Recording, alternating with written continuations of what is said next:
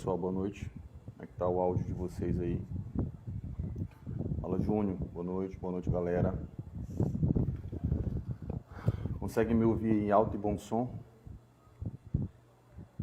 Sinalizem pra mim como é que tá o áudio aí.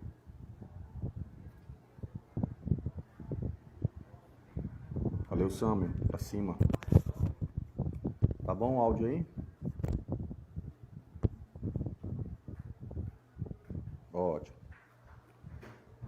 Fala, Greg. Grande abraço, Greg. Douglas, só galera, gente boa. Beleza. Só esperar o professor Bianchini entrar, tá? Hoje o tema da nossa live é padrões de categorias da IFBB. Então, tem um aviãozinho aqui embaixo, ó, no sino aqui, ó. Então, clica nesse avião aí, manda para o máximo de atletas, de treinadores. Hoje a gente vai discutir um tema bastante interessante. E um tema que é pouco divulgado e pouco difundido. Geralmente é um tema que só é discutido em cursos de padrões de categorias, tá? Então, envia isso para a maior quantidade de pessoas possível, tá? Para a gente estar discutindo todos esses detalhes técnicos e talvez até para você que queira entender um pouco mais desse mundo, né, do bodybuilding. Só esperar o professor Bianchini entrar, tá? Então, enquanto isso, manda essa live aí para o maior número de pessoas.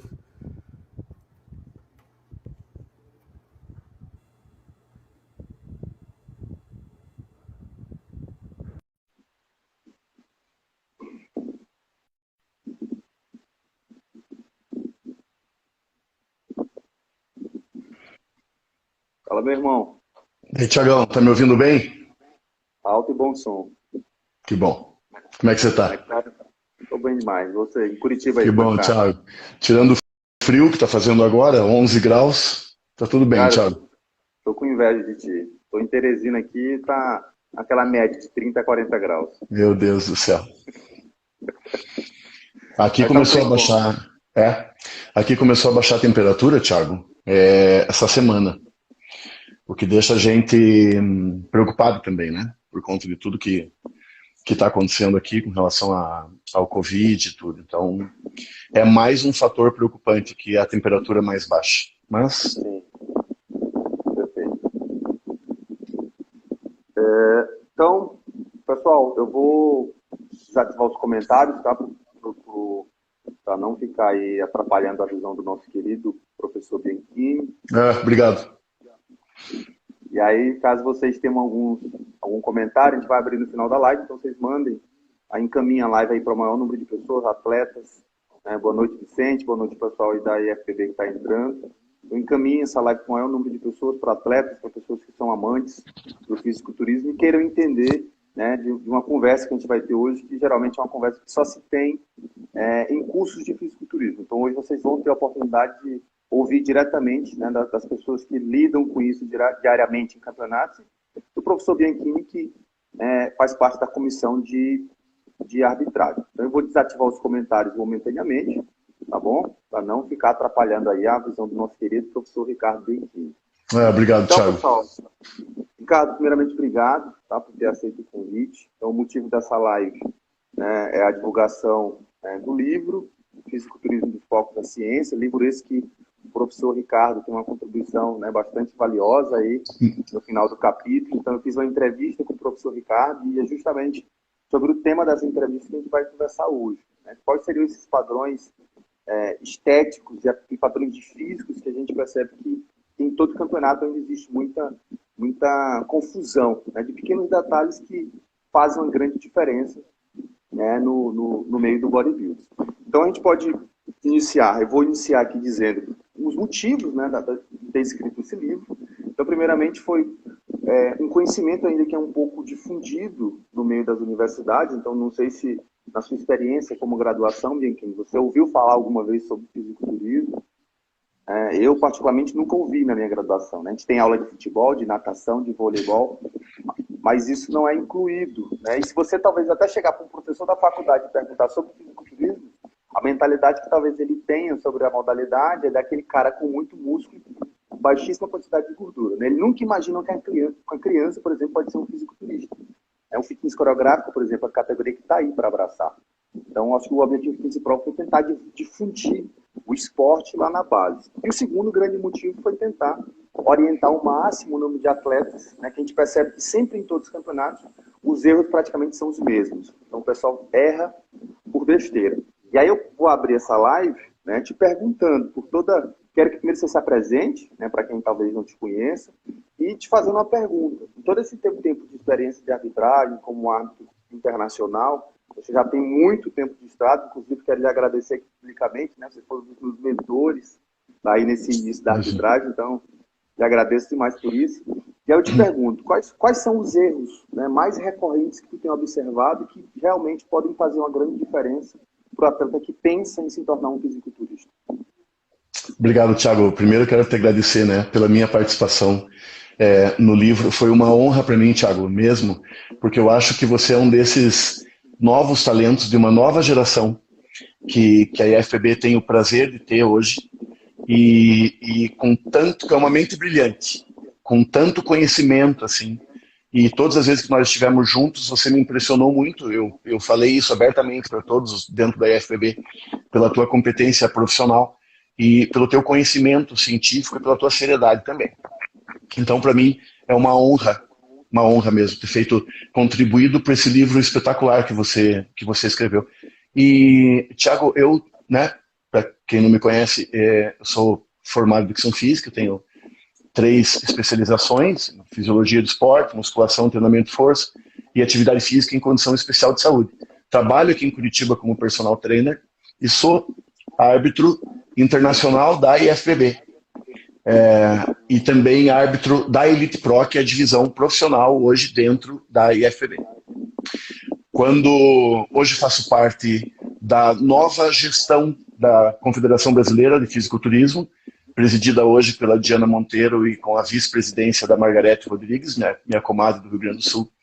E essa comissão de arbitragem vai ser hoje um fator muito importante para todos os estados, divididos hoje por regiões para a gente trabalhar, porque a gente vai conseguir contribuir dando uma assistência melhor para cada região. Por exemplo, aqui no meu caso, região sul, e assim vai.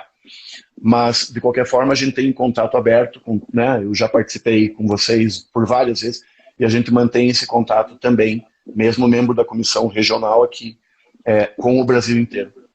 E, Thiago, respondendo a tua pergunta, eu vejo erros recorrentes, sim, dentro hoje do fisiculturismo. E quais são esses erros? Ao meu entendimento, mau preparo de alguns atletas, Thiago, no sentido de não ter conhecimento da categoria que tá competindo, da categoria que está entrando, que está estreando ou que está competindo.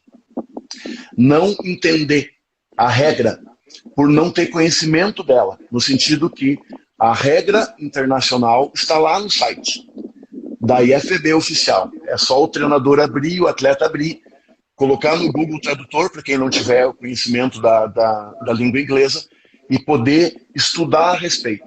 Porque as pessoas não entendem. Eu vejo ainda o atleta de fisiculturismo como um dos poucos atletas que não compreendem e não têm conhecimento da regra do seu esporte. Isso, para mim, é o maior pecado. Não é só o atleta responsável, óbvio, porque o atleta tem um treinador. E esse treinador, por muitas vezes, também não tem conhecimento da regra. O que a gente percebe nos cursos de arbitragem que a gente dá. A falta de conhecimento, a falta de uma simples leitura de onde se encaixa aquele atleta, em qual padrão de categoria, em qual físico, em qual... ali no site tem toda a descrição de todas as categorias, onde ele se enquadra e como funciona cada categoria, como funciona os rounds, como funcionam os confrontos, as poses, enfim. Eu vejo uma falta de conhecimento recorrente nesse sentido, Thiago. A pessoa entra despreparada, o que é perfeitamente compreensível num primeiro momento, até como estreantes. Mas conforme ele vai galgando, conforme ele vai subindo de nível, às vezes a gente vê um atleta de nível nacional ainda desconhecendo algumas regras extremamente importantes para a sua categoria. Perfeito, enfim, essa tua fala ela é muito importante, né? O último capítulo do livro o tema do capítulo é erros e despontuações no campeonato de fisiculturismo. Então eu procurei simplificar o máximo possível do que acontece. E uma coisa que eu tenho percebido, que o pessoal que trabalha diretamente com isso na linha de frente, treinadores, os coaches, eles têm uma coisa que eu chamo de julgamento apaixonado. A gente vê muito isso no final do campeonato. É o atleta e é o treinador tentar justificar a vitória ou a derrota pegando um ponto muito específico. Tipo, o meu atleta perdeu ou o meu atleta ganhou porque ele tinha um abdominal mais estético. O meu atleta ganhou porque ele era muito mais volumoso. E aí o pessoal que trabalha com isso esquece que a nossa referência, a gente está discutindo o fisiculturismo amador, né, ainda. A nossa referência é o Campeonato Brasileiro. Então, o campeão brasileiro vai ser referência para a gente. E quando a gente está arbitrando, por exemplo, no estadual, né, o que vai contar não é o atleta que tem um abdômen melhor, não é o atleta mais definido, mais vascularizado, mas o atleta que tem o pacote. Ou seja, é como se você imaginasse numa graduação, né, não adianta você ter 10, por exemplo, em voleibol e tirar 2 em bioquímica. Né, no final das contas, você não vai passar. Então, a análise geral vai ser muito mais importante.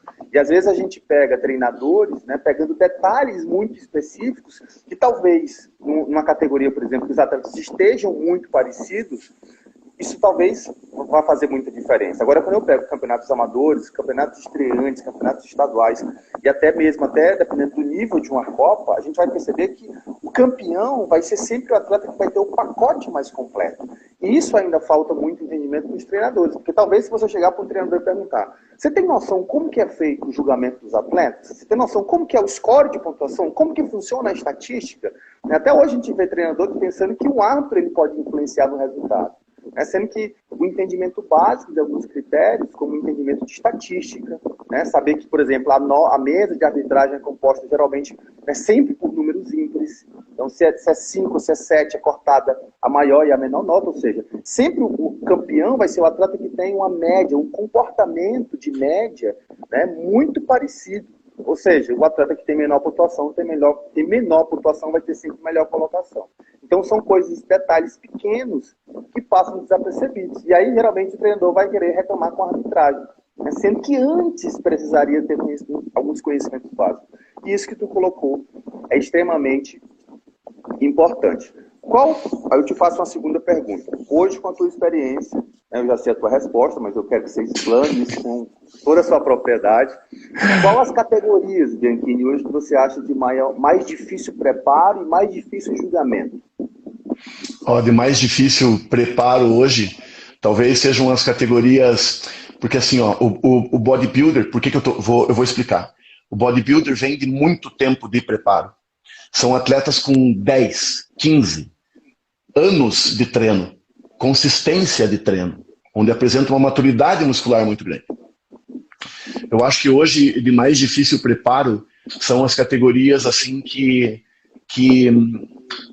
ficam entre uma transição entre uma categoria e outra. Por exemplo, a biquíni para wellness, ou a biquíni para body, ou, por exemplo, um clássico para um classic physique, ou um men's para um muscular physique. Sempre é uma linha tênue e que o atleta precisa acertar para que ele não passe do ponto, ou para que ele esteja no ponto correto, ou para que ele não se perca achando, por exemplo, que está volumoso. Não, mas é isso a biquíni hoje. Não. Ou não, está muito... uma biquíni muito depletada. Não, eu estou na categoria... Não. Então, sabe, são fatores, assim, Thiago, que são extremamente importantes. Por que eu falei do bodybuilder? Porque é muito difícil um atleta bodybuilder errar. São atletas assim que estão completamente inseridos dentro daquela categoria. Você olha para o físico, para a linha, para o aspecto em X e vê, esse cara é um bodybuilder nato. E tem muito tempo ali de treino, muito tempo de dedicação. E às vezes nessas categorias de entrada, categorias, por exemplo, men's, categorias biquíni, categoria... que os atletas têm entrado com pouco tempo de treino, com pouco tempo de dedicação ali, são categorias que têm dado muita confusão, né? São categorias que normalmente se erra, que o treinador erra na escolha do seu atleta, no direcionamento do seu atleta para determinadas categorias. Perfeito. E aí, falando aí, eu lembrei é que surge, né, um tipo de comentário, surge às vezes até uma má interpretação de alguns treinadores, em que eles, por exemplo, competem, né, no Maranhão, competem no Piauí, competem no Pará, em regiões próximas. E eles sempre falam assim, mas professor, existe uma determinada variação de físico. Ou seja, o padrão da biquíni do Pará é um e o padrão da biquíni do Piauí é outro. E aí eu sempre gosto de deixar claro, o padrão da categoria é único. O que acontece em alguns campeonatos, e mais uma vez é por falta de conhecimento? A gente sempre vai julgar o que tem no palco. Então imagina a seguinte situação, se aqui no Piauí, por exemplo, subiu uma categoria, a biquíni, que todas as meninas estavam fora do padrão da categoria. Só que alguém vai ter que ganhar. Aquela menina ganha, não significa necessariamente que ela é o padrão da categoria. Eram as atletas que tinham no palco. E aí, geralmente, o treinador que não tem essa informação um pouco mais técnica, ele vai fazer um comparativo, né, da biquíni do Piauí, da biquíni do Pará, da biquíni do Maranhão, da biquíni de São Paulo. E ele vai observar que existem variações. Só que ele vai esquecer que os campeonatos vão aparecer diversos atletas. Em que um campeonato brasileiro, por exemplo, isso dificilmente vai acontecer. Porque as atletas vão chegar muito parecidas. Ou seja, o nível de maturidade vai ser muito maior. E é por isso que a gente, não digo pega no pé, mas a gente procura ser criterioso com a regra no estreante. Um atleta chega no estreante e já avisa, funciona assim, assim, assado. No estadual, funciona assim, assim, assado. Para ele chegar lá no Campeonato Brasileiro, né, e ele não ter nenhuma surpresa. Ou seja, e tipo que ir acostumando o atleta. Eu percebo que isso hoje, na cabeça dos treinadores, né, em relação ao padrão, que a gente vai entrar na nossa conversa agora, isso não está muito claro. Né? Só que eles não entendem que, na grande maioria das vezes, o padrão é só um. Então, a biquíni, o padrão é um. A wellness, o padrão é um. Então, o cara que tem essa visão, ele consegue se dar bem aonde ele for competir. E aí eu quero que você me corrija se eu estiver errado. Não está errado, Thiago. Isso eu te falo. Ele vai se dar bem a nível nacional e a nível internacional. Eu assisti uma live extremamente interessante há umas semanas atrás, da IFBB da Espanha. E nela, uma atleta biquíni, campeã espanhola, campeã mundial. E ela dizia assim, a gente não tem que tomar por base eles lá, na Europa. As atletas do leste europeu, as atletas russas. Não é o padrão. O padrão é o que é descrito na regra. O padrão é o que é descrito pela IFBB internacional. Não é atleta da Rússia, não é atleta da Letônia, não. E é isso que acontece aqui também. Qual é o padrão?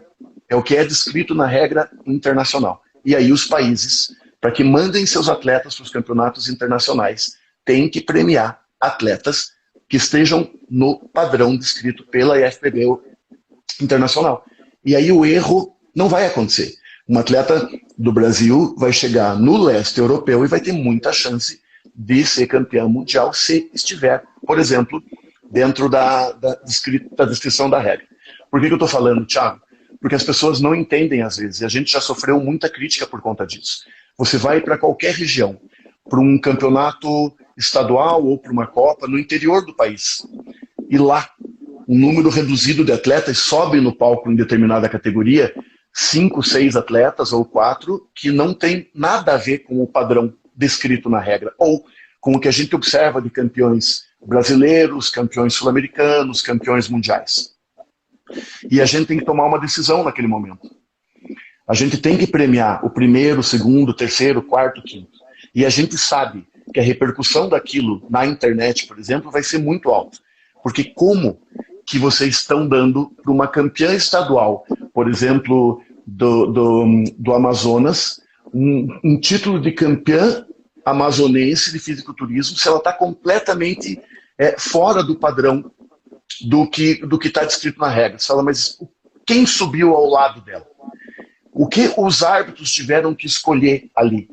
E a gente, às vezes, tem que tomar uma decisão naquele campeonato e a pessoa vai estar lá, top 1, vai erguer o troféu e vai ter um problema e vai estar fora do padrão, mas o que se apresentou para a gente naquele momento, nada mostrava estar perto do que a gente quer, mas a gente teve que premiar. E isso gera uma confusão muito grande, porque é isso, você está ali com treinadores convivendo do Pará, com treinadores do Maranhão, com treinadores do Piauí, e as pessoas falam, mas espera aí, olha a campeã piauiense, olha a campeã paraense.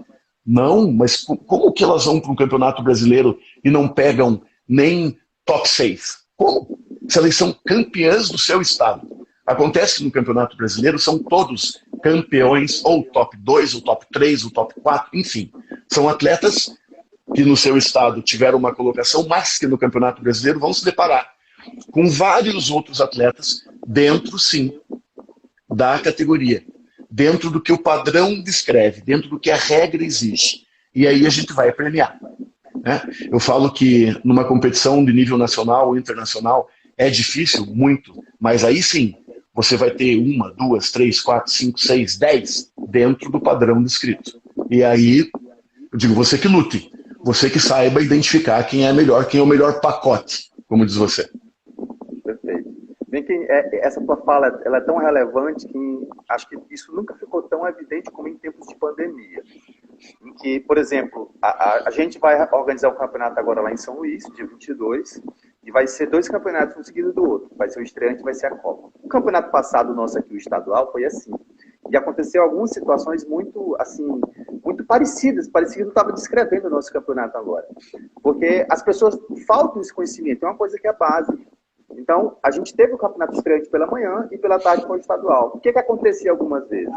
O cara que ganhava o campeonato estreante, né, era campeão, ele subia à tarde com os atletas mais veteranos. E às vezes ele não entrava nem no top 5. E aí o pessoal ficava, como que o cara ganhou o overall do campeão estreante e ele não entrou nem do top 5 do estadual? Olha quem subiu com ele. Foram outros atletas, foram outras pessoas. E aí, às vezes, acontece que o próprio atleta se frustrar, né? Por exemplo, o atleta sobe no estreante, não vai bem no campeonato estadual, né? E não entende e reclama que os padrões mudaram. Não foram os padrões que mudaram. A gente julga baseado em um determinado padrão. Então, se mudou os atletas, a gente sempre vai buscar quem é aquele atleta mais próximo daquela categoria. Isso fica muito claro, por exemplo, a gente entrando mais um pouquinho nas categorias clássicas, né? Eu sempre gosto de dizer que as categorias clássicas, apesar dos critérios serem os mesmos, por exemplo, em ordem cronológica, a Games Classic, Fisiculturismo Clássico e o Classic Physique. O que vai mudar entre esses atletas? Né? A apresentação da Classic Physique, a roupa da Classic Physique, mas o que vai mudar principalmente vai ser os limiares de peso e altura. E aí o que acontece algumas vezes? Como os atletas podem dobrar, né, eu sempre falo, olha, o campeão da Games, ele pode até ganhar uma Classic Physique, só que ele vai competir na Classic Physique com os caras com limiar de peso com 8, 9, 10 quilos a mais do que ele. Ou seja, teoricamente, ele já entra com uma certa desvantagem em relação ao volume muscular. Pode acontecer dele ganhar a Classic Physique? Pode. Se quem subir na Classic Physique estiver totalmente fora do padrão da Classic Physique, ele vai ganhar. Então, acontece algumas vezes, algumas situações que são muito, né, peculiares, e o pessoal toma isso como padrão. E é importante deixar claro que essa análise da interpretação é sempre categoria dependente, né? E é isso que eu procuro deixar no livro. Ou seja, é categoria dependente. Mudou a categoria, a estratégia, ela muda totalmente. A gente, sempre em pesagens, né, e aí foi uma das preocupações que eu tive na escrita do livro, a gente percebe muito erro, eu particularmente percebo muito erro, entre a pesagem e a competição. Eu acho que é um dos momentos ali mais cruciais e mais delicados. Eu sei que tem muito atleta assistindo a live agora, inclusive alguns atletas que vão competir. Né? Qual o conselho que tu daria para esses atletas, né, principalmente em categorias fitness, tu falou que existem mais critérios para serem avaliados, que tu daria para esses atletas, né, para não errar, por exemplo, entre a pesagem e a competição? Eu diria para confiar, assim, por exemplo, Thiago, o que acontece nas pesagens da gente, que a gente vê o atleta e fala assim, meu Deus, que espetáculo. Isso já aconteceu. E no dia seguinte, você olha o atleta completamente embaçado, ou o atleta perdeu toda aquela qualidade que tinha na pesagem. O atleta precisa confiar no seu treinador e o atleta precisa confiar no próprio espelho. Se o treinador tiver o conhecimento do padrão, se o atleta estiver bem fisicamente, psicologicamente, também com conhecimento padrão, ele vai ver que ele está muito bem. Pois então, cuide com a estratégia, cuide com a finalização para não chegar na competição pior do que ele está se apresentando ali. Mas o inverso também existe. A gente já teve situações, por exemplo, em pesagem, de chegar um atleta men's physique e eu falar, falar para o cara, não, espere, você não é men's physique, espere amanhã. Espere que a gente sabe o que está fazendo. Eu confio no meu treinador, eu confio na minha finalização, confie em mim. E no dia seguinte ele está perfeito para a categoria men's physique. Eu falar, nossa, como é gratificante ver um atleta que está na mão de alguém inteligente, de alguém que confia, de alguém que sabe e de alguém que vai prepará-lo para o dia seguinte, ele está na mais perfeita forma.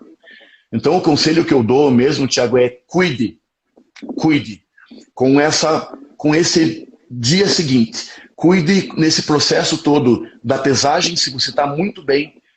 Pense, esteticamente falando, se você está perfeito, não estrague. Porque o que vai contar para a gente na hora do julgamento é o melhor atleta esteticamente falando. Então cuide para não estragar uma finalização, para não perder o que é apresentado ali por muitas vezes na pesagem de um físico perfeito ou de uma condição física perfeita. Esse é o maior conselho. Não ache, às vezes, não crie estratégias no sentido, não, agora eu vou ganhar volume. Agora, se você souber o que está fazendo, pode até ganhar, contanto que você não perca a tua qualidade. Porque se você chegou ali com qualidade, mantenha. Não perca a tua qualidade. Porque do contrário a gente vai perceber. E é frustrante a gente observar no palco no dia seguinte e dizer assim, meu Deus, ele estava perfeito. O que ele mexeu? Ou o que ela mexeu? Né? Porque às vezes tem situações também das categorias femininas que a menina está ali, deslumbrante. Aí ela vai lá e está com um mega gigantesco e perde toda aquela harmonia que ela estava do físico, da composição do cabelo, da maquiagem, para uma estratégia que ela achou ali ser correta para o momento. Perfeito.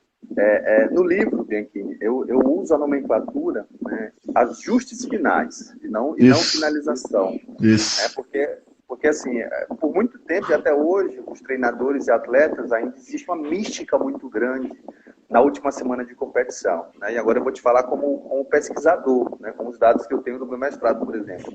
Por incrível que pareça, cara, os atletas que a gente avaliou, eles foram piorando na semana de finalização. Ou seja, no início da semana, os caras estavam com composição corporal muito boa. Então, o que eles faziam ao longo da preparação, aumentar sódio, diminuir água, utilizar alguns recursos ergogênicos, os caras iam piorando a composição. Ou seja, talvez se eles fizessem a metade das estratégias que eles vinham fazendo, talvez o físico do cara seria muito bom. E às vezes parece que existe aí uma mística muito boa, né, do atleta. A gente percebe situações que são completamente diferentes. Às vezes a gente pega um atleta na pesagem que você não dá nada pelo atleta. E no dia da competição o cara tá um espetáculo. E às vezes a gente pega atletas que no dia da pesagem o cara tá no ponto de subir, só para jogar tinta e subir no palco. No dia da competição ninguém nem conhece o atleta. Ou seja, parece que é outra pessoa que está no palco. Então eu acredito que um trabalho, um pensamento um pouco mais crônico, né? E não tentar ser imediatista com algumas estratégias que são difundidas, que não é respeitada a categoria. Por exemplo, vou te dar um exemplo. É praticamente inadmissível você utilizar um protocolo de desidratação numa biquíni, sendo que é o mesmo protocolo que você utiliza no bodybuilder. É praticamente inadmissível você utilizar, por exemplo, 15 litros d'água num atleta Miss Physique. Digo, um atleta que tem 70, 80 quilos. O atleta vai subir com o rosto totalmente desconfigurado. E quando a gente percebe algumas preparações, a gente percebe que o que é feito com esses atletas é praticamente igual. Então, o que um treinador faz com a body, ele faz com o wellness. Porque na cabeça dele o resultado vai ser o mesmo. Né? Só que a gente sabe que no dia da competição são critérios completamente diferentes. Desceu uma categoria sobre outra, muda tudo. Muda tudo. E uma coisa, Thiago, também que eu não entendo, que eu sempre falei, o atleta gasta milhares de reais, um investimento às vezes de vender carro e tudo para aquilo. Aí chega na hora da competição, não, eu não vou contratar a empresa de tinta porque eu vou dar um jeito aqui, meu treinador vai me pintar. E aí a gente vê o físico que ali na pesagem se apresentou tão perfeito, chega na hora do palco porque aquele atleta não quis contratar a equipe de pesagem ou uma equipe que é especializada naquilo, e completamente desfigurado com relação à tinta também, e a gente não consegue visualizar toda aquela qualidade que a gente sabe que ele tem. Então eu falo, eu não entendo algumas coisas, algumas decisões que atletas ou treinadores tomam. Se o atleta é bom, se o atleta está confiante, se o atleta sabe que ele pode, que ele tem um nível acima, ele tem que investir, seja na vestimenta, ou seja ali no aspecto da pintura, para que a gente possa visualizar esse atleta da melhor forma possível, Thiago. E essa questão que você que você falou, eu falo assim, o teu livro é de uma contribuição muito grande mesmo. Porque a partir do momento que os treinadores, ou também a nova geração de treinadores, perceber que existe essas diferenças, Thiago, eles vão começar também a ter sucesso com atletas vencedores, com atletas bem classificados. Na preparação de cada atleta, dependendo de cada categoria. Pequim, eu não sei se tem essa mania, mas às vezes quando os atletas estão no palco, você fica olhando para o atleta dizendo assim, se eu treinasse esse atleta, eu enfatizava isso, isso e isso. Né? Se eu preparasse esse atleta, eu fazia isso, isso e isso. Ou seja, às vezes quando a gente bate um olho no físico do atleta, a gente tem a noção, a gente percebe até a característica de treinamento com aquele atleta. Por exemplo, quando eu vejo uma wellness, ela tem um quadríceps gigantesco, né? E quando a gente pede para ficar de costa, dá 2 passos para o fundo do palco, o posterior de coxa parece que não existe, ela não precisa me falar, né, que o treino dela é basicamente rico em agachamento, em leg press, em passada. Ou seja, parece que falta essa sensibilidade, às vezes a vontade de gritar, dá vontade de chamar o treinador e falar, olha, cara, faz isso e isso e isso com esse atleta. Então são critérios, cara, que são categoria dependente, como a gente estava falando. Claro, claro. E é triste de ver. Eu percebo isso na própria academia, Thiago. Porque você vê as pessoas não entendendo como é, por exemplo, preservar uma linha de cintura numa mulher. Ou estimular da forma correta. Por quê? Por que tacam agachamento e leg com altíssimas cargas para uma menina que tem que manter uma linha de cintura para uma atleta, para uma wellness, para uma biquíni, que tem que ter uma linha de cintura bem ajustada? É exatamente isso. A gente vê no palco o desequilíbrio muscular, o desequilíbrio no treinamento. Né? Por que enfatizou tanto quadríceps? Por que não deu atenção para o glúteo, para o bíceps femoral? Por que não se adequou à categoria? Porque assim como esse processo de ajuste ele é diferente para cada categoria, o processo de treinamento também é para cada categoria. Né, Thiago? O livro, Benkin, ele procura justamente complementar isso. A gente comentando as categorias femininas, por exemplo. Quando a gente pega uma wellness, a gente tem um índice que a gente avalia, que é um índice chamado índice de Mitchell, que seria a relação da coxa proximal, ou seja, o tamanho da circunferência da coxa próximo do quadril, e o tamanho da circunferência da coxa próximo do joelho. Quando a gente pega a categoria wellness e a categoria women's physique até um bodybuilder, a gente vai perceber que esse atleta ele tem uma medida de coxa muito, muito parecida, ou seja, aquela coxa que é grossa. Diferentemente de uma coxa, de uma body, de uma biquíni, que é uma coxa que a gente percebe que vai afinando. Ou seja, se eu tenho umas categorias em que eu preciso ter essa relação proximal e distal muito parecida, então, por exemplo, a gente poderia utilizar treinos excêntricos com essa categoria. Se eu tenho uma categoria que pede uma menina que tem uma perna levemente definida, uma perna que não pode ter corte muito profundo, que essa quantidade de musculatura próxima do joelho não pode ser muito grande, precisa existir uma leve desproporção àquela coxa que vai afinando, eu não utilizo contrações excêntricas. Então, a proposta do livro é justamente trazer essa. Poxa, para que categoria, que mais ou menos tipo de treinamento que eu posso colocar? Né? Ser como uma espécie de guia, de uma forma geral. E aí, já entrando nessa nessa nossa conversa, eu queria que tu fizesse um apanhado geral, por exemplo, né? Quais são as características, né, que tu acha mais importante, ou que são mais avaliadas nas categorias femininas, fazendo uma diferenciação aí das principais categorias femininas que a gente tem hoje na IFBB. Uma característica que é extremamente importante, que eu vejo, é realmente a postura da atleta. Thiago, seja biquíni, seja wellness, enfim. Essa atleta tem que ter uma postura, ela tem que ter uma leveza nos movimentos, nas transições, ela tem que mostrar um aspecto saudável. Uma biquíni, um sorriso, uma maquiagem adequada, um cabelo, ela tem que ser bela, no sentido de cuidado com a estética. Então eu vejo, é muito importante que essa atleta feminina chegue bem preparada, inserida na sua categoria, claro, mas que cuide com os aspectos ali. Cuide com o aspecto de cabelo, cuide com o aspecto facial, cuide com o aspecto de postura, de leveza, de desfile, de leveza nas transições, de cuidado, né, ao posar, no sentido de não fazer nenhum gesto vulgar ou não exagerar numa pose ou achando que pode estar chamando a atenção da arbitragem porque faz uma cara mais sensual, porque faz uma boca, porque o tipo... Não, seja leve, seja presente, seja uma atleta com postura.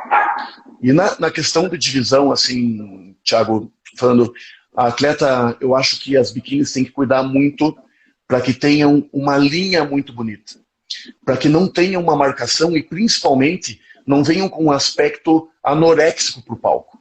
No sentido de, às vezes, desidratam ali tanto esse processo de ajuste, como você fala. É tão mal feito que a atleta sobe no palco e você olha e te chama a atenção.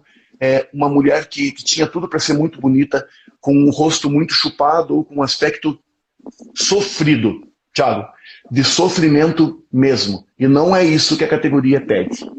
E as wellness, que tem um volume maior, elas precisam cuidar também com a linha de cintura, tanto a biquíni quanto a wellness, mas não pode ter marcação. Thiago, porque se a gente vê um atleta ali que lembre uma woman's physique, ou que lembre na biquíni uma body, ela não está na categoria certa. Ela está na categoria errada. Então tem que cuidar, Thiago, com a linha de cintura, com o abdômen marcadinho, mas nada six-pack, nada proeminente, nada grotesco. Não pode ter marcação nas coxas, não pode. E uma coisa que essas meninas têm que se ater é o glúteo denso, o glúteo duro, a caminhada perfeita, sem estria, sem celulite, sem flacidez de pele. Claro que você encontra em categorias master atletas com 2, 3 filhos, atletas com 50 anos, e você vê uma flacidez de pele que faz parte da categoria que ela está inserida ali. E a gente leva isso em consideração. Mas a atleta tem que cuidar para ir competir no melhor condicionamento que ela possa apresentar. Thiago, inserida dentro da categoria. Não, agora há pouco eu estava vendo uma postagem de uma atleta wellness marcada. Dá para ver, ela estava em casa fazendo uma pose extremamente marcada. E eu fico perguntando o porquê disso. Quem orienta para que ela chegue ali no palco parecendo uma woman's physique, tendo marcações que ela não poderia ter? Então a biquíni tem que cuidar com o aspecto de ombro, com o aspecto dorsal. A wellness tem que cuidar com o aspecto de coxa, com o aspecto glúteo, com o aspecto linha de cintura, com o ombro também, e nada de marcação excessiva. Perfeito. É como se a wellness fosse uma biquíni versão sedã, né? Da cintura para baixo é um pouco mais volumosa, e o que a gente tem percebido, por exemplo, em que eu já arbitrei campeonatos, que a gente tem percebido, infelizmente, até protusões abdominais em categorias do wellness. E aí, isso para uma categoria feminina é praticamente inadmissível, né? Praticamente inadmissível você ver a mulher bonita, com o cabelo feito, com o rosto totalmente desconfigurado, né? Com um excesso de desidratação, com olheira, com coisas que não fazem parte de uma categoria feminina. Eu sempre falo nas minhas aulas, acho que até para quebrar esse preconceito, né, que existe ainda hoje sobre o fisiculturismo, e nas categorias femininas, o que vai contar e o que vai ser comum entre todas as categorias é a característica de ser mulher. É a feminilidade, é a graça, é o sorriso, é a simpatia, é a capacidade de cativar, né, justamente a arbitragem, todo o público que está assistindo. Né? E quando a gente muda de categoria, por exemplo, de uma body para um woman's, a gente vai ter uma característica um pouco mais hardness. Só que ainda eu estou falando da mulher. Estou falando da mulher com características físicas muito diferentes. Exatamente. E uma coisa que chama a atenção da gente ali numa woman's, por exemplo, que tem um físico um pouco mais hard, é a mulher bela, é a mulher feminina. E eu falo que não tem nada mais bonito que a plasticidade de uma coreografia feita por uma woman's physique, apresentando as poses, apresentando os elementos que compõem aquela coreografia de uma forma leve, de uma forma bonita e de uma forma feminina, Thiago. Então, eu falo assim, eu não consigo entender, às vezes, na falta de preparo de algumas atletas, seja biquíni, seja body, e não compreender realmente que o que conta pra gente, principalmente para a IFBB hoje internacional, é a feminilidade. É a mensagem que você está passando como mulher. Mulher feminina, inserida dentro da categoria e bela. Mesmo com um físico mais hard. Bela. Perfeito. Essa tua colocação ela é bem interessante, porque ela levanta uma discussão hoje que a gente tem, e que eu sou totalmente... eu levanto muito essa bandeira nas universidades hoje, onde eu passo, com uma palestra que eu vou. Tem pessoas que falam que o fisiculturismo não é esporte. E aí, geralmente, quando a gente percebe esse discurso, de ódio pelas pessoas que desconhecem o esporte, a gente para pensar que a apresentação do atleta, como que o atleta se apresenta, eu gosto de fazer um paralelo com a Fórmula 1.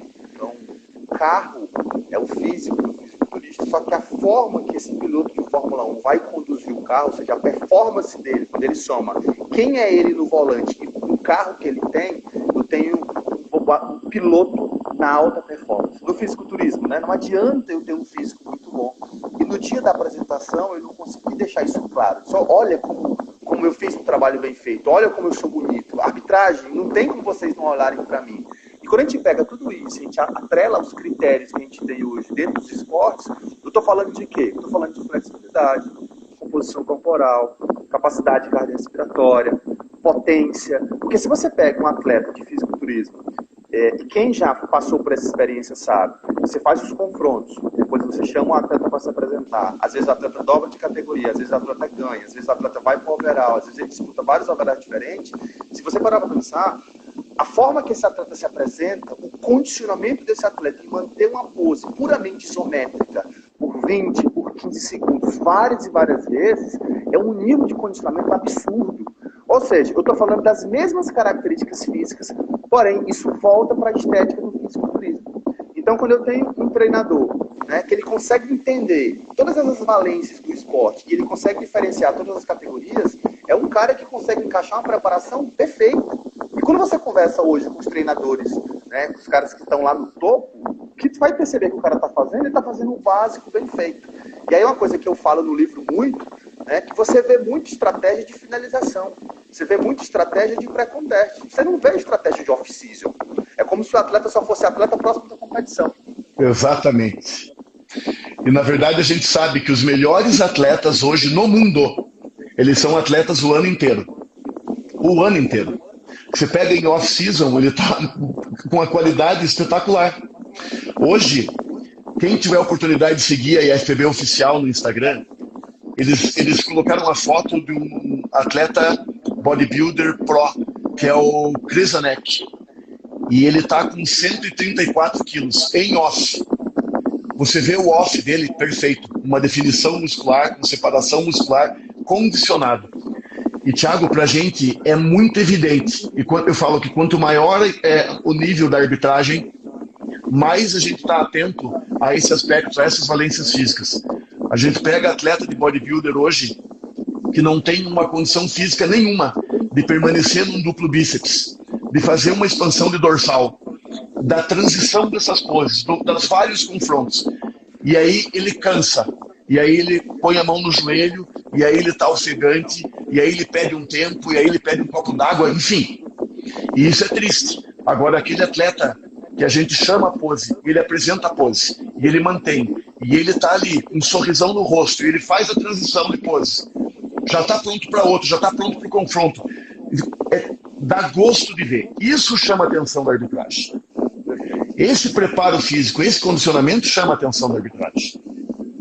Biquíni, te ouvir falar isso é interessante, porque o que me chama a atenção no atleta, por exemplo, eu sempre falo isso. Quando você pega um atleta que ele dobra nas categorias clássicas, ele vai na Games, ele vai no fisiculturismo clássico e ele vai no Classic Physique. E o cara apresenta 3 coreografias completamente diferentes, cara. Cara, isso pra mim, quando eu vejo um atleta fazendo isso, eu fico emocionado. Porque na regra, não está dizendo para esse atleta levar uma coreografia diferente, mas para a gente que está na mesa de arbitragem fica muito claro a dedicação, o zelo que aquele atleta teve em participar de 3 categorias diferentes, levar 3 luzes completamente diferentes. E a Classic Physique hoje é uma categoria que gera muita discussão, porque realmente é uma categoria um pouco mais difícil, não tem as expansões, a forma que o atleta se apresentar, e às vezes você pede, o atleta vai se apresentar, e o cara, na música de apresentação, o cara se apresenta com rock, com Metallica, enfim, com desconhecimento básico, que talvez se o treinador entendesse dos padrões da categoria, talvez ele fosse orientar, essa categoria você vai fazer isso, né? Para essa categoria você vai fazer isso. Então são coisas completamente diferentes. É isso aí, Thiago. Eu sei que demanda tempo, eu sei que demanda preparo, mas o atleta tem que perceber essas diferenças. E é exatamente isso que você falou. Não tem nada mais, como é que eu vou dizer, entediante para a gente do que ver o atleta dobrando ou triplicando de categoria, apresentando a mesma coreografia, você pensa assim, ó, de novo, pronto, lá vai. Ah, tá legal, você vai jogar bem, vai jogar, mas aquilo te cansa. E aí o atleta, quando ele prepara músicas diferentes, o atleta vai no amador, ele vai na master, ele vai... Aí a gente sabe que ele ensaiou. E na Classic Physique me chama a atenção pelo seguinte, a própria regra internacional diz que o atleta não pode fazer, por exemplo, o mais musculoso num confronto, num post-down. E o atleta vai lá e mais musculoso. Eu falo assim, meu Deus, não é possível. Não é possível que não tenha percebido, que não tenha lido a regra.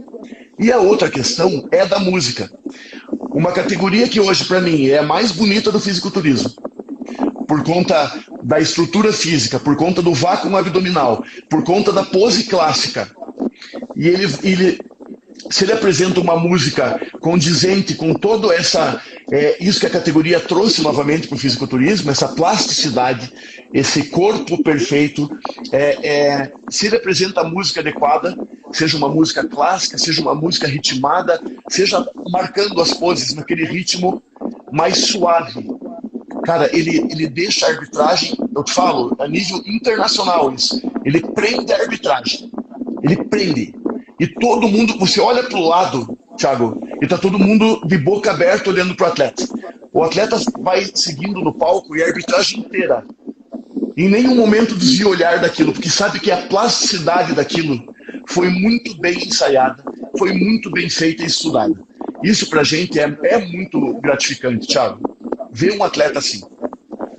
Perfeito. E lembrando que na Classic Physique, além de não existir as expansões tanto de frente como de costa, o vácuo abdominal é uma pose obrigatória, como se fosse um duplo bíceps para um bodybuilder.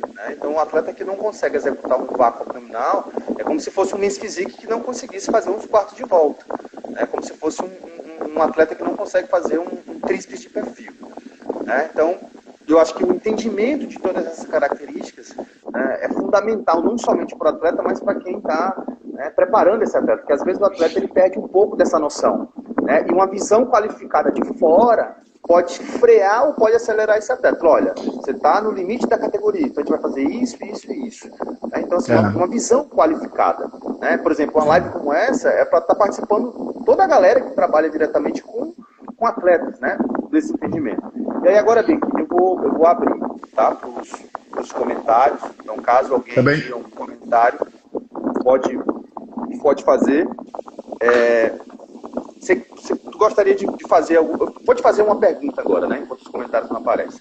Eu sei que isso ainda gera muita confusão, mas explica aí para as pessoas que estão assistindo a live o que diferencia um muscular de um men's physique. E hoje a gente percebe a categoria men's physique, 5 muscular e 5 men's physique. Exatamente. Acho que as pessoas ainda confundem, porque elas buscam, às vezes, a informação em empresas erradas ou em competições erradas. Ela tem que entender que ela é membro de uma federação internacional. A partir do momento que o atleta é filiado na federação estadual, ele faz parte de todo o contexto internacional da FPB. Ele precisa se ater. O que é hoje o campeão mundial da Men's Physique? Vamos ver aqui qual é o tipo, qual é a linha desse atleta. Quem é o atual campeão brasileiro, por exemplo? O que os árbitros buscaram nesse campeão brasileiro? E aí eu te falo que essa confusão vem porque os atletas realmente são mal preparados ou mal instruídos até. O atleta de Men's Physique hoje ele pode ter tudo, menos um volume excessivo. Ele tem que ser bonito, obviamente, porque a categoria exige, mas ele tem que ter o V-shape, a categoria exige, mas ele não pode ser um bodybuilder de bermuda. O próprio muscular Men's Physique não pode ser um bodybuilder de bermuda. Então você vê hoje nos atletas amadores, no próprio campeão mundial amador, uma linha de cintura muito pequena, um abdômen muito simétrico, uma condição de dorsal muito bonita, de ombro, de tudo, mas você vê a musculatura delineada, você não vê a musculatura marcada. Um atleta, ele não pode ter um comportamento de um fisiculturista ali no palco. Tem que ter suavidade. Ele tem que apresentar nos próprios quartos de volta uma suavidade, um sorriso e uma leveza naquele físico. Da men's physique para o muscular, você vê um leve aumento na massa muscular. Você vê um leve aumento na composição corporal quando se trata de massa magra ali. Mas você não vê ainda um bodybuilder. Não vê. Ele pode ter um volume um pouco maior que o men's physique, mas ele não pode ser um bodybuilder. De forma alguma. Ele não pode ter aquele abdômen blocado. Ele não pode ter aquele peitoral estufado de um bodybuilder saindo aqui de cima. Não. Não. É claro que hoje na própria Elite Pro você vê físicos mais volumosos. Mesmo assim, a gente está falando do amador. E no amador, reparem nos campeões brasileiros dos últimos anos. Reparem nos campeões mundiais dos últimos anos. Todos têm a mesma característica. Um volume menor, mas todo delineado, todo condicionado e sem marcação excessiva. Sem. É realmente aquele modelo de capa de revista Sport Illustrated, seja de uma revista que mostra saúde, bem-estar físico e harmonia naquele físico. Thiago, se você quiser complementar com a tua visão, você pode complementar. Perfeito. Você falou tudo. Né? Eu sempre gosto de falar em cursos que o atleta men's physique e o atleta muscular, né, com essa diferença do volume muscular, ele seria o atleta que teria 3 pré-requisitos básicos. Né? Um atleta que seria contratado, né, para fazer uma propaganda de roupa, por exemplo, da Riachuelo, um atleta que faria uma propaganda do Colgate, por exemplo, e o atleta, por exemplo, que apresentaria o Domingão do Faustão. Né? Que o cara seria simpático, seria legal, enfim. Você reunir essas 3 características desse atleta. E a gente percebe que ainda existe muita dessa confusão em relação a se você é atleta, se você é men's, se você é muscular. Né? Principalmente boa parte do que os atletas fazem na semana de finalização. E aí eu tenho percebido que os atletas, os treinadores, têm muito julgamento apaixonado, como a gente falou no início da live. Às vezes o atleta entra, né, na avaliação, a gente, para quem não entende, né, quem está iniciando agora no bodybuilding, a gente faz uma coisa chamada switch, o ato central. Então ele solicita o ato de palco que ele faça a troca, e às vezes o atleta, né, vai com a ponta, quando chega na ponta o atleta gira para o outro lado, né? E aí o ato de palco faz a troca, o atleta quando chega na outra ponta, ele vira para o outro lado. O que aconteceu na prática? Ninguém nunca viu esse atleta de frente, porque ele nunca se deixou ficar de frente. Né? Então, como a mesa são 5 árbitros, e essa troca é justamente feita para todos os árbitros conseguirem visualizar os atletas, né? Se for feita a troca, o atleta tem que se apresentar de frente, ele não pode virar na sua base. Né? Então, ninguém nunca termina vendo esse atleta de frente. E aí tem algumas perguntas. Pode Desculpe, Thiago, um erro muito recorrente é exatamente isso. O atleta não ficar parado para que o árbitro veja.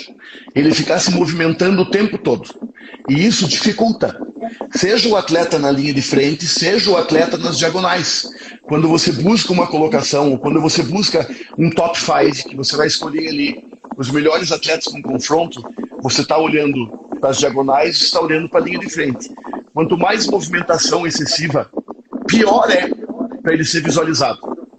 E os comandos do árbitro central são claros. De frente para os árbitros, por favor, fique de frente.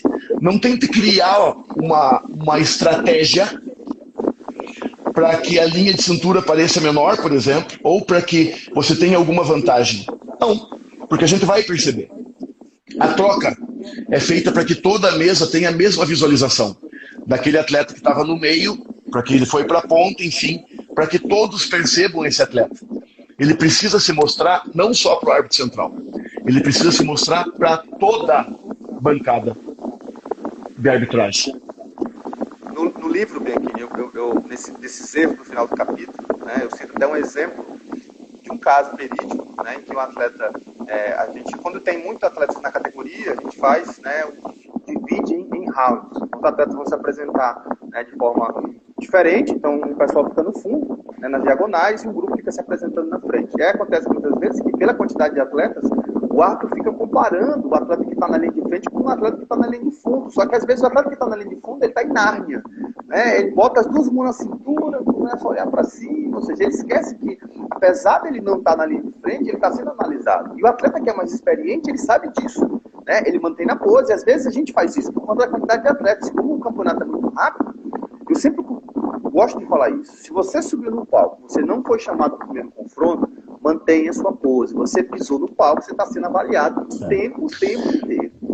Thiago, uma situação que é também assim, que chama muita atenção é o seguinte: ele está se apresentando, não é para o público. Eu sei que ali está o pai, a mãe, a namorada, o namorado, o avô, a avó, mas naquele momento ele precisa se apresentar para a arbitragem.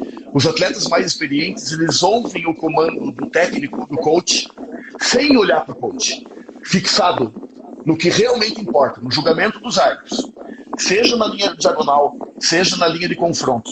Qualquer postura dessa, como diz você, o cara está em Nárnia, ele está olhando para a namorada, ele está dando tchauzinho, ele está ouvindo ali, às vezes, um falatório que só vai atrapalhá-lo, não vai ajudá-lo.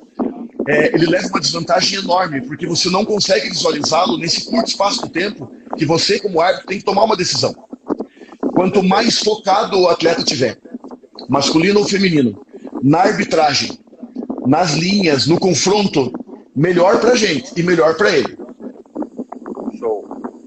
Respondendo a Sandra. Sandra, meu livro, tá? Ele tá à venda, um link no meu perfil, então você clica no meu perfil, ainda está valor de pré-venda, tá? Então você entra lá e compra o livro, tá? O livro tá espetacular e só tem gente boa, Bianchini, outros amigos árbitros, então tudo informações científicas e práticas. Personal Júnior, a aula vai ficar gravada. O fisiculturismo clássico, o vácuo, ele não é obrigatório, tá bom? A pose é obrigatória apenas na Classic Zik. Aí comentário dizendo que o Bianchini é bonito.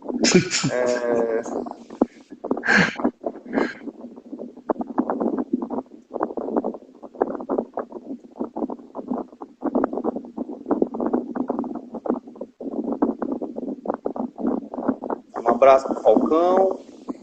Só podia. Mandar um abraço pro Falcão. Grande parceiro. Tem uma pergunta aí, Bianchini. Dentro da categoria biquíni, quais seriam os critérios de desempate quando duas atletas estão bem parecidas? Responde aí, Bianchini. Você tem duas atletas bem parecidas, né? Quais seriam os critérios de desempate? Não. O único critério, se duas atletas estão no nível, por exemplo, muito alto, é o que te chama atenção no pacote geral. Né? Por exemplo, por que eu estou falando isso? Porque nós somos ali, às vezes, em 7 ou 9 árbitros. E às vezes você pega um nível, por exemplo, ali um top 3, que é para todos. Eu posso escolher a atleta como primeira, ou do meu lado escolhe ela como segunda, o outro escolhe como terceira, mas não pode flutuar muito. Por que eu estou falando? Porque o que vai chamar a atenção da arbitragem, eu posso escolher como primeiro, o outro como segunda, é o pacote geral. É a estética. É o melhor conjunto. Não, essa atleta é difícil às vezes, o cabelo dela tá mais bonito. Não. É o conjunto geral. É a beleza, é a suavidade, é o físico, porque todas, num nível muito alto, estão encaixadas dentro da categoria. Então, qual apresenta o melhor pacote completo, geral? Que apresentou a melhor caminhada, que apresentou o melhor quarto de volta, que apresentou a maior leveza, que está mais confiante, que para mim, esteticamente é mais bonita, e aí você toma uma decisão. Então, num nível alto, você vê que entre os árbitros não difere as escolhas muito significativamente. O que você escolheu como primeira, um outro pode até escolher como segunda, mas é muito difícil que daí, a não ser que haja um problema na arbitragem, que você escolha como sexta, como quinta. Não. Então, o que manda no resultado final é a percepção dos árbitros em quem teve o melhor pacote. Espero ter ajudado.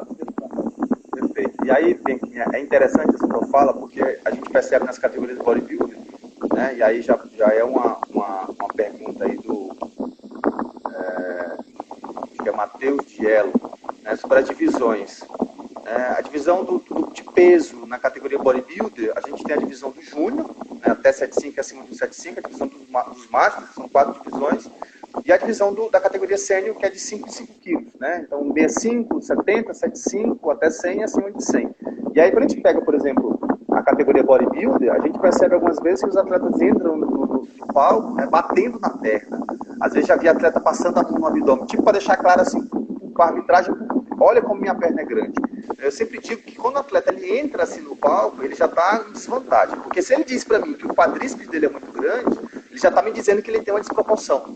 Né? E no bodybuilder a gente vai avaliar tudo conjunto. Então vai ganhar, né, o atleta que tem um pacote maior. Basta você observar a disputa do overall. Né? Não significa que o atleta das 100 quilos vai ganhar o campeonato overall. Né? Geralmente é o contrário. É o atleta que está ali no meio dele. Exatamente isso. Exatamente isso. Hoje a gente tem no Brasil atletas da categoria 85, eu falo assim, ó, em todas as competições que eu já arbitrei, os maiores e melhores confrontos foram na categoria até 85 quilos. Todo o campeonato. Minas era um exemplo disso. Começava a subir os atletas, por exemplo, e você julgava com facilidade. Subia 85, você pensava, minha Nossa Senhora do Céu, e agora? Porque o nível era muito alto sempre.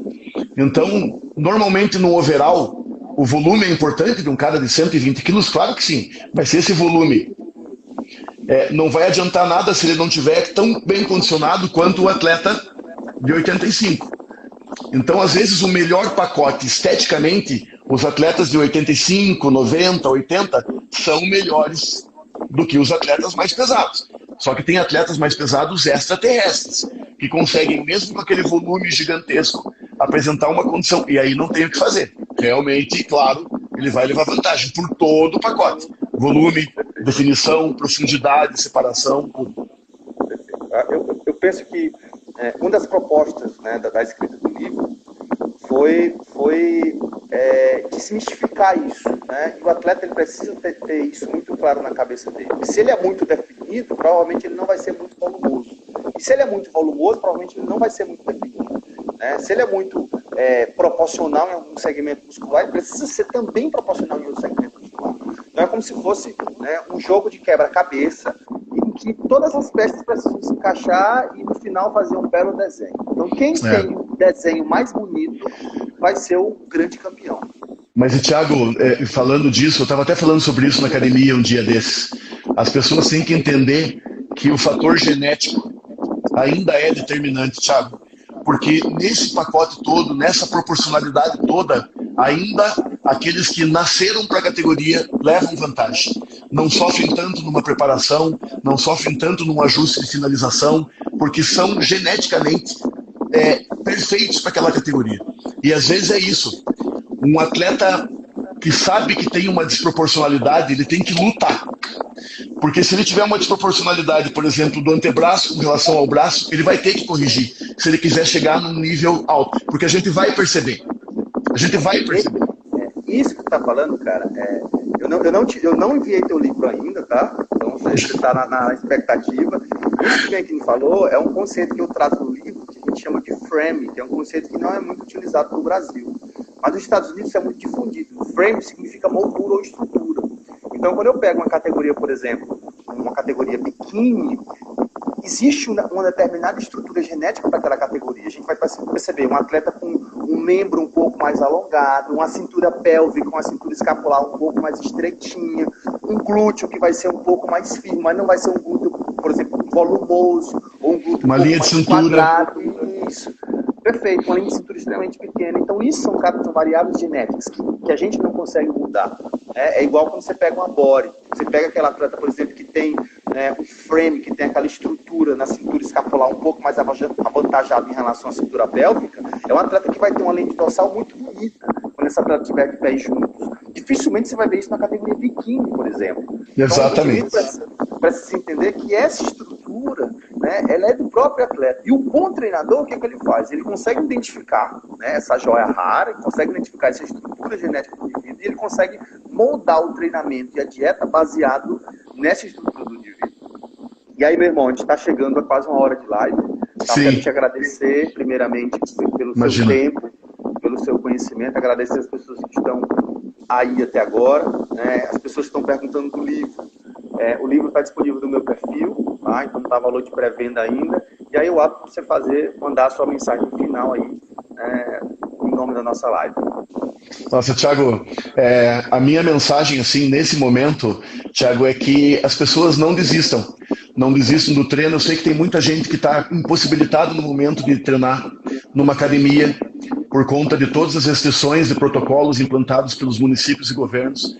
Mas eu falo, não desistam. Mantenham o foco. Porque uma hora, né, a gente vai conseguir ter uma vacinação em massa, a gente vai conseguir ter uma diminuição de casos e as coisas vão voltar ao normal em nível competitivo e a gente vai poder de novo estar junto nas competições, julgando, enfim, trabalhando. Então eu falo, continuem focados e busquem informação. O livro do Thiago está aí exatamente para isso, para ajudar treinadores e atletas. A gente ali como comissão de arbitragem está aberto para qualquer questionamento, para qualquer dúvida.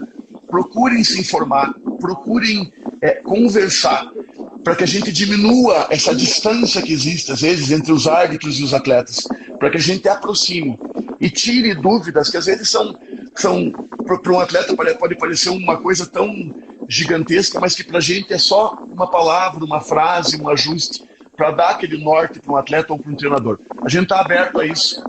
Eu espero de verdade que a gente logo esteja próximo de novo trabalhando. Sinto muita falta das viagens, sinto muita falta de estar perto de vocês, Thiago. Parabenizar de novo a Federação Piauiense, a Federação do Maranhão, a Federação do Pará, enfim, tantos ali do Norte e Nordeste que fazem um trabalho espetacular e que hoje vem com um calendário já melhor, mais pronto do que a realidade que a gente está enfrentando aqui no Sul-Sudeste. Perfeito, meu irmão. Te agradeço, tá? E aí, obrigado, Thiago. Agradeço demais pelo teu tempo, tá? E aí tem duas perguntinhas para a gente responder. Uma é da Nani. O que os árbitros esperam da categoria em dupla no brasileiro? E aí eu vou deixar para você responder essa. E tem uma do Alexandre aí, né, que ele está falando, ótima explanação, mas tudo cai por terra quando vocês unificam as categorias, jogando o projeto de atletas que se preparou para tal. Entendi, Alexandre, tua colocação e entendo. O que acontece? As unificações de categoria, às vezes, né, não são planejadas anteriormente. Então, a gente unifica, na verdade, por conta da quantidade de atletas. Então, às vezes, não faz sentido subir uma categoria de bodybuilder que vai ter um atleta. Né? Então, às vezes, a gente unifica por conta da demanda de atleta. Né? E, geralmente, por conta também, às vezes, da quantidade de troféu. O organizador já pede aquilo muito organizado, baseado na realidade dos atletas. Só que isso não impede, quando a gente unifica a categoria, isso não impede que o atleta vai ser prejudicado, porque os critérios vão ser os mesmos. Então, se eu tenho um atleta, por exemplo, isso fica claro, por exemplo, na disputa do overall. Então, o volume, beleza, eu posso unificar uma categoria de 70 a 75, só que eu tenho todo mundo no mesmo pacote. Os critérios serão os mesmos. Não significa que o atleta mais leve vai levar vantagem, não significa também que o atleta mais pesado vai estar em vantagem. Bom, então aí, o que tu espera, Benquim, das categorias em dupla no Campeonato Brasileiro? Né? Então, vai ser isso. E é muito legal, porque é uma arbitragem que eu faço fora do país. E é muito bonito de ver o entrosamento entre uma dupla. A plasticidade de uma coreografia de uma dupla é muito evidente ali. Eu falo que a gente espera ver entrosamento. A gente espera ver, claro, os atletas chegando fisicamente preparados para aquilo, mas que haja química entre os atletas. Que a gente perceba o ensaio, que a gente perceba o treino, que a gente perceba o entrosamento entre essa pareja, né, entre essa dupla, entre esses dois atletas ali. Que eles cuidem com aspectos da categoria, com aspectos de vestimenta, com o que a categoria pede com relação aos movimentos obrigatórios, mas que apresentem um entrosamento, uma química, para que a gente perceba que esse casal treinou realmente para aquilo. Perfeito. Então, meu irmão, quero te agradecer. Tá? Quem está perguntando aí, a live vai ficar salva, então vou deixar a live salva aí no meu perfil, vocês podem aí assistir e enviar para outros atletas. Né? Acho que a intenção é justamente ajudar o mano. Também que muito obrigado, meu irmão, pela tua disponibilidade. Obrigado, pessoal da live aí que está aí até agora. Tá bom? Grande abraço. Obrigado, Thiago. Obrigado. E até a próxima. Vai marcar Dá um abraço na patroa aí, que eu sei que tá aí. Já vou dar um abraço nela aqui. Valeu, irmão. Tchau, Thiagão. Um abração, cara.